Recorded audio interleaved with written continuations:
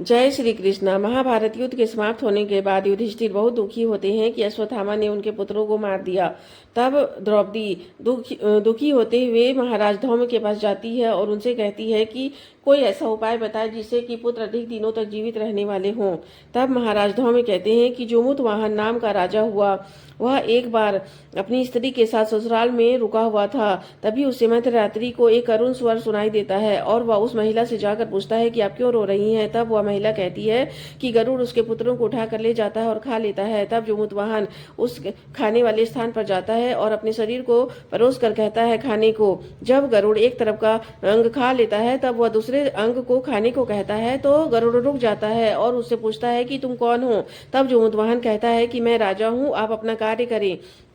तब गरुड़ कहता है कि आपके मन में क्या है सो कहें। तब जोमुतवाहन राजा कहता है कि आपने जितने भी लोगों को खाया है उन्हें जीवित कर दें और आगे से किसी को भी ना खाएं। तब उन पर अमृत के जल की छिड़काव किया जाता है तो वे जीवित हो जाते हैं। और गरुड़ महाराज अपने कहते हैं कि मैं अपनी तरफ से एक वरदान दे रहा हूँ कि आश्विन कृष्ण पक्ष अष्टमी को जो भी महिलाएं व्रत करेगी, उपवास करेगी, उनका पुत्र अधिक दिनों तक जीवित रहने वाला होगा। इसके बाद गरुड़ महाराज बैकुंठ को चले जाते हैं और जोमुतवाहन राजा अपने नगर को चले जाते हैं।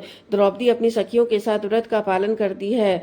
चील और सियारनी भी उस व्रत को सुन लेती है और उस व्रत का पालन करती है, लेकिन सियारनी आधे व्रत को तोड़कर मांस खा लेती है और चील पूरे व्रत को पालन करती है और दूसरे दिन गौशाला में जाकर दूध से अपने व्रत का पालन करती है। जब उनकी मृत्यु हो जाती है तो अगले जन्म में दोनों एक ही घर में बहन बनकर पैदा लेती है और दोनों का जब विवाह हो जाता है तो दोनों की संतानें होती है। बड़ी बहन सियारनी होती है, छोटी बहन चील।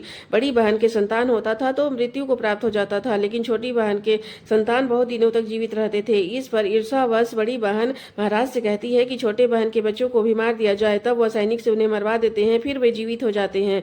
तब बड़ी बहन छोटी बहन से पूछती है कि तुमने कौन सा व्रत किया है जिसके कारण तुम्हारा बच्चा बार बार जीवित हो जाता है। तब छोटी बहन को सारी बातें याद रहती है। वह कहती है पिछले जन्म में हम दोनों चील और सियारनी थे। तुमने व्रत किया था लेकिन तुमने व्रत को तोड़कर मांस खा लिया था। मैंने पूरा व्रत किया था जिसके प्रभाव के कारण तुम्हारे बच्चे जीवित नहीं रहते हैं। अब तुम इस व्रत को करो। तब सियारनी अश्विन कृष्ण पक्ष अष्टमी को यह व्रत करती है तो उसके भी बच्चे जीवित रहने लगते हैं।